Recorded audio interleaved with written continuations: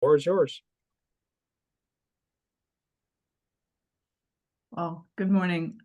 My story is on the community dimension of discovering our stories, which says we discover common interests and the public dimensions of our stories through organized, focused listening seasons within and between our communities.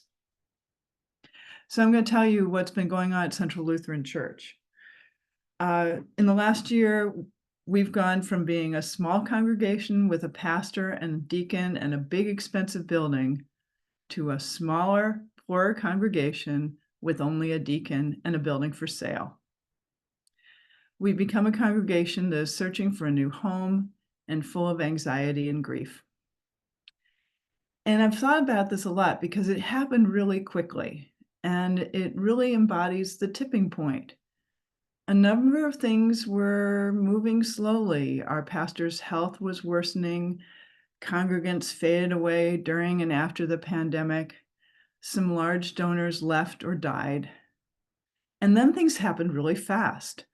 Our pastor went on medical leave with 1 week's notice. Donors no longer attending got their 2023 giving statements and remembered to stop their direct deposits to Central. And some devoted members found that they no longer felt called to Central's community. So in June, those of us left met as a congregation and discussed where we stood.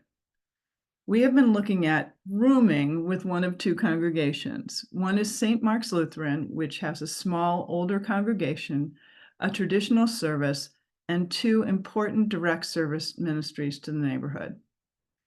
The other is Salt and Light Lutheran, a church intentionally remade with a less traditional service and part of the Levin community of nonprofit organizations.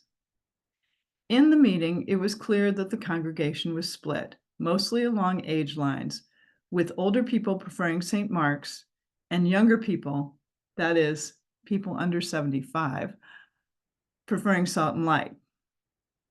A straw poll had results that were pretty evenly split between St. Mark's and Salt and Light, and people who chose, I'll go wherever the congregation goes. No one voted for closure. And so looking at that, we realized that what those of us left still have is a community we value.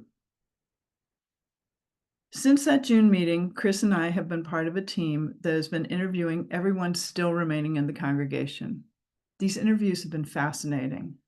They've uncovered bewilderment, anxiety, fear, and grief, but also hope and love for one another. Often people who have spoken strongly in meetings have struck a more conciliatory tone in interviews. I'm reminded how important it is to listen and how healing it is to feel heard.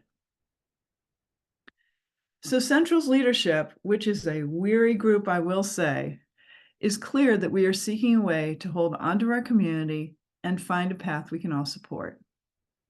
We've gotten outside resources to help us grieve and to facilitate a consensus decision. I'm optimistic we can find this consensus path. And I believe new, exciting things will grow from this path. We Christians like to think of resurrection. Ultimately, I find I'm grateful for Central's troubles because they have clarified what really matters. Turning toward each other to move forward, which of course is what we do at EcoFaith.